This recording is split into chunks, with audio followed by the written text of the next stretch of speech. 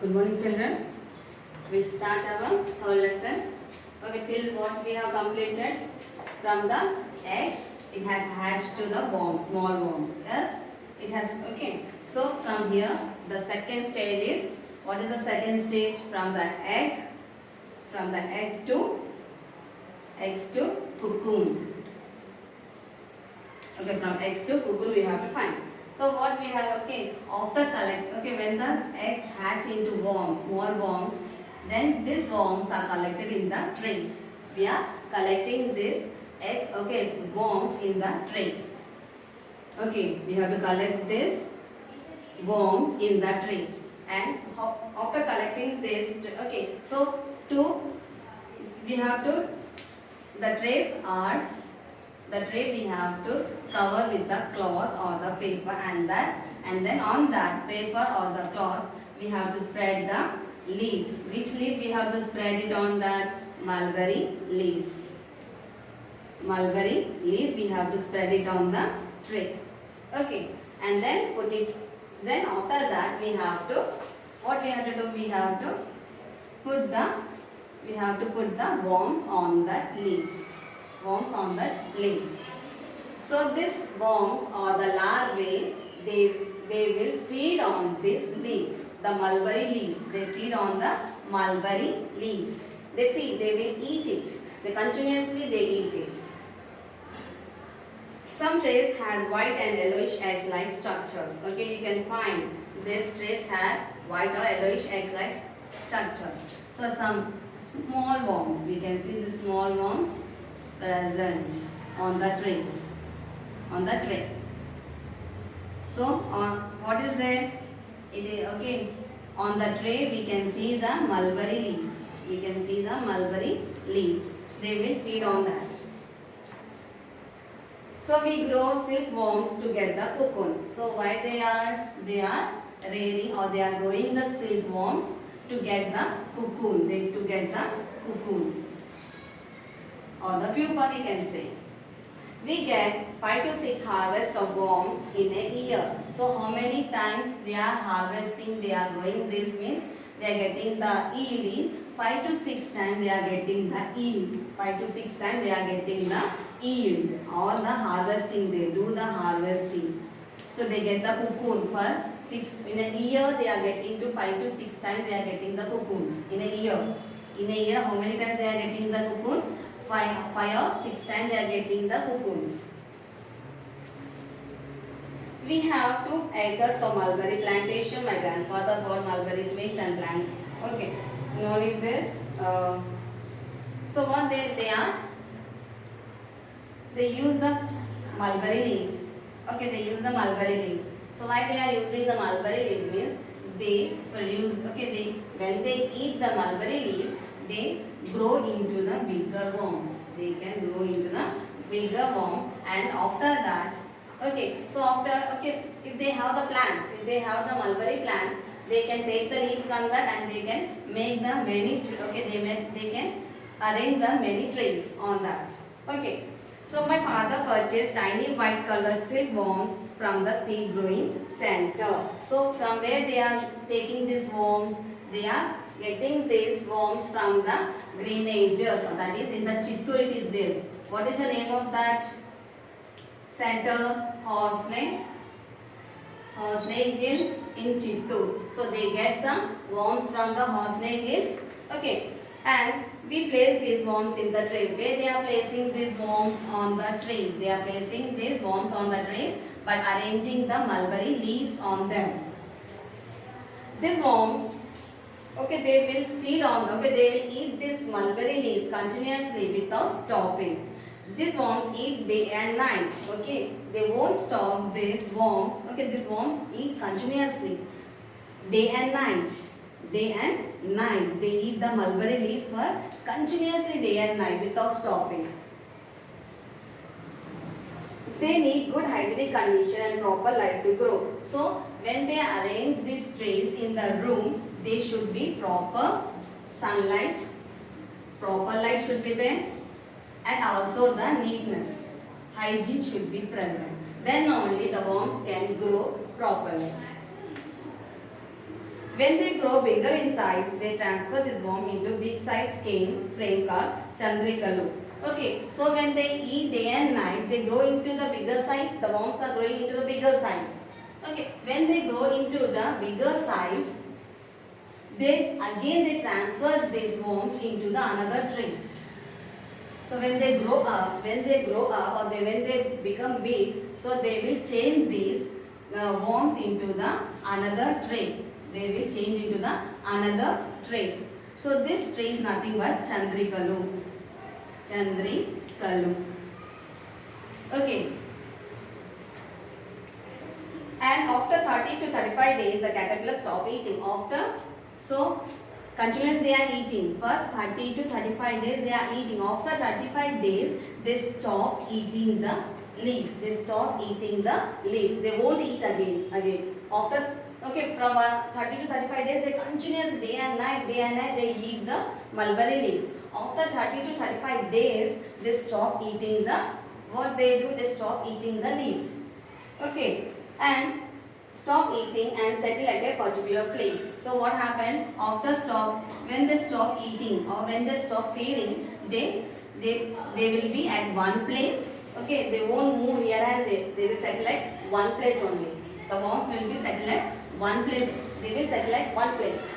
Okay, after settling at one place, it leaves a net to hold itself. So what they do, it will move its body here and there to they will some net-like structure over their body. Like this, they will be like this.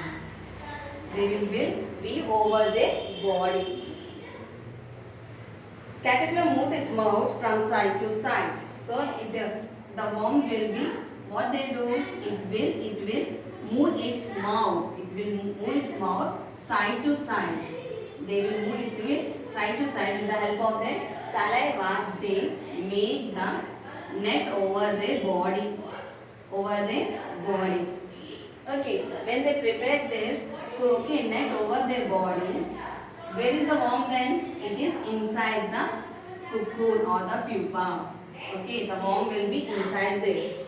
Okay, with the help of the saliva only, they make the net-like structure over their body. Caterpillar moves its mouth from side to side and secrete fiber-like substance. Okay, they will secrete some substance from this mouth and they will circle their body or around its body, over its body. Okay, it will circle it. When it is exposed to air and heat, so when they are exposed to the heat and the air, it becomes very strong. It will become very strong. So this cocoon, it becomes the cocoon now. It becomes the cocoon. So when they are exposed to the heat and the air, it becomes very strong. This cocoon becomes very strong. It is a thread-like structure. It is a thread-like structure. It is. Okay. When it is exposed to the air and heat, it becomes very strong. The net is woven completely to cover the body of the caterpillar. So it will move its hands and it will completely cover its body. It will cover its body with the what it is, fiber-like structure. It is fiber-like structure, so it will cover its body over completely its body. Okay, and this seems to be closed sac. It looks like a closed sac. The worm will be present inside. The worms will be present inside and it is closed inside the cocoon.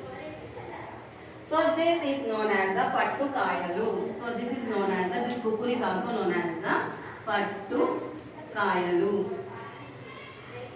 Okay, in Telugu they call it as Pattu Kayalu, or in the English they call it as cocoon.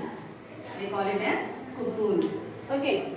So what they do this cocoon, after collecting this cocoon, my father said larva of the silkworm undergoes change into the cocoon. So what is present inside this cocoon? Worm is present, silkworm. So in this, the worm will be changes into the moth. It will changes into the moth. Okay, when it changes into the moth, so what happened? Some changes will be occurred in the cocoon. The worm will be gets some changes inside. So what they develop into the, so what they do, sometimes they develop into the silk moth. It looks like a butterfly. Okay, it will change into the adult. It will change into the adult. So it undergoes changes in the cocoon to change into the moth. It will changes into the moth. It looks like a silk moth is nothing but a butterfly. It looks like a butterfly. Okay. After 2 or 3 weeks, when they form into the cocoon, after 2 or 3 weeks only, young moth come out from the cocoon and fly away. So when they form the cocoon, after 2 or 3 weeks, they may change into the silk moth. Before that only, what they do means they won't change into silk moth only. Okay, before that only. In the 2 or 3 weeks only they change into the silk moth. Okay. Within 2 or 3 days of formation of cocoon, we start removing them from the tree. So, after formation of cocoon, within 2 days, they take the cocoon from that tree. They take the cocoon from that within 2 or 3 days. They won't keep for the weeks, 2 weeks or the 3 weeks. Other if you keep for 2 or 3 weeks, it may change into the silk moth. It will change into the silk moth. Okay, that's why they take this cocoon within 2 or 3 days only. Okay, and they kill the larvae inside by the process called stifling. So what they do, they contain the larva inside the cocoon. To kill this larva, what they do means they do one process. What process? Stifling. They do the stifling process. What is meant by that stifling? Okay, see here. This process called the killing of worm inside the cocoon. This process is known as stifling. To kill this larvae inside the cocoon. This process is known as stifling. By putting a lot of this in a steam oven for a 10 to 15 minutes. So how to kill this larvae or the worm inside the cocoon? So what they do, they take the oven like structure and they heat the water and they steam it. They steam this cocoon. They put the cocoons over this. Okay, they steam this. Okay, after steaming, so what happened? Which is present inside? What is there? Worms are present. Larva is present. Larva is present. So when the vapor are going into this, all the worm which is present in the cocoon, they may die. This process is known as stifling. So how many minutes they keep for steaming? For 10 to 15 minutes. 10 to 15 minutes if they keep this under the steaming, all the larvae which is present in the cocoon, they may die. This process is known as stifling. The cocoon have to be stifled to kill the larva inside as otherwise. If we are not doing this within 2 or 3 days, it may change into silk moth. See here. So they are doing the stifling here. Once you see here, they are doing the stifling here. They are boiling or they are steaming this. Okay.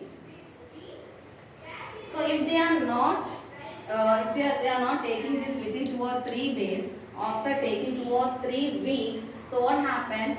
The silk worm changes into silk moth and they will cut over here. They will cut this cocoon and they will fly over. They will fly away from the cocoon. So what happened? We are not able to get the proper cocoon, or we are not getting the silk thread in a continuous process. We will not be able to get a continuous thread of silk from such a cocoon. So if we are not taking within 2 or 3 days, it changes into silk moth. So when they grow into the silk moth, what happens? The silk moth will cut the cocoon. They will cut it cocoon, and after cutting it will fly away. The silk moth will be fly away. So how they cut the cocoon? So what happens? We are not able to get the continuous thread. We are not getting the continuous thread. We are not getting the continuous thread from this cocoon. Thus we won't able to get the obtain the quality fiber. So if it is cut, so if we are not getting the continuous thread, so we are not getting the good quality of thread. We are not getting the good quality of thread. Okay. These cocoons are kept in sealed bags. After boiling this, what they do, they take all these boiled or stifling cocoons, they keep it in a bags. They keep it in a bag. Okay, they will keep it in the bags. And they will close this. They will close these bags. Okay, the air should not enter into this bag. They will seal it and sold at the cocoon market. So after stifling, what they do, they will sell in the markets. Okay, in some of the area we have this. In the Hyderabad also it is there. If not stifled, we sell them within a week. If they are not stifling, or they are not killing this larva, okay, by stifling process, they sell this cocoon within 2 or 3 days. Within 2 or 3 days, they sell them. My father usually inquires about the rates of cocoon in the market. Okay, where these markets are present means it is at the Hindupur, Madanapalli and Dharmavaram, Kadari and Palamaneru and Raichoti and Hyderabad. These are the centers or these are the markets where we can see this cocoon purchasing also. In the stall 3, what we are doing in the stall 3?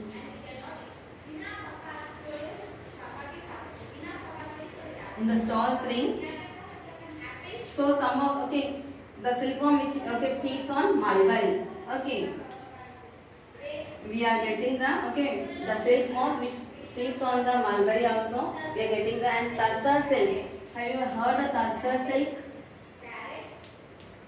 Tussar silk. So they will feed on the tussar silk or the Desari silk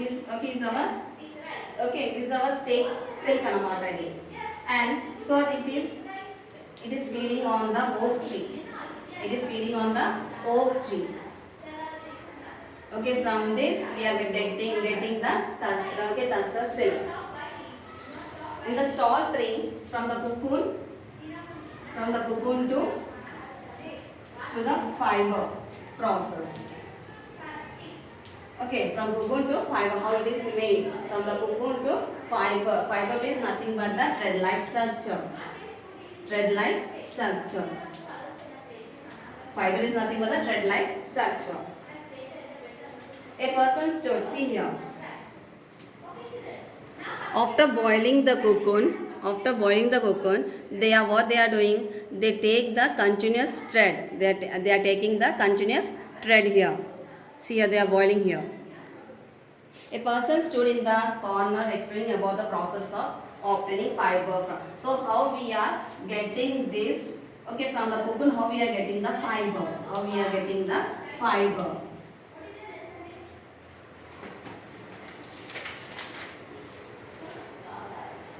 Okay, Nilima saw cocoon being boiled in the water. So what she did? Okay, the cocoons are boiled in the water. They are boiled in the water. In the start stage, from cocoon to fiber, what is? First they will boil the cocoon in the water. After boiling in the water, so what they become the loose. The cocoon becomes the very loose. So when you boil this, what happened? All the thread will become loose. Okay. We are boiling cocoon to get the silk fiber. So why we are boiling this? To get the fiber. That is thread-like structure. మన ఇంట్లో దారం ఉంటుంది కదా, ఎట్లా ఉంటుంది? సన్నగా దానికి లేదు కంటిన్యూస్ ఉంటుందా లేక కట్ లా ఉంటుందా? లేదు కదా. So like this only from the cocoon when they boil they become very loose and they are able to take the continuous thread. Caterpillars of silkworm spins fiber which is mainly made up of 2 types. So whatever the cocoon, how it is formed, the cocoon. So it is, they secrete some cell, okay, they secrete some substance from their mouth. So it is nothing but the protein. Okay, it is a protein which is secreted from its mouth. It is nothing but the sericin or the fibrosine. It is made, the cocoons are made of the fibers which is made is nothing but the sericin or the fibrosine. Okay, these two material they are made up of. It is very strong. So this cocoon is very strong. Okay, this cocoon is very strong. And the cocoon have to boil to loosen the fiber. Why we are boiling this? To loosen the cocoon. Obtaining silk fiber from a cocoon is called reeling. So whatever we are getting the fiber from the cocoon, it is nothing but the reeling. Okay, it is called the reeling. Okay, next class I will explain the next. Okay, thank you.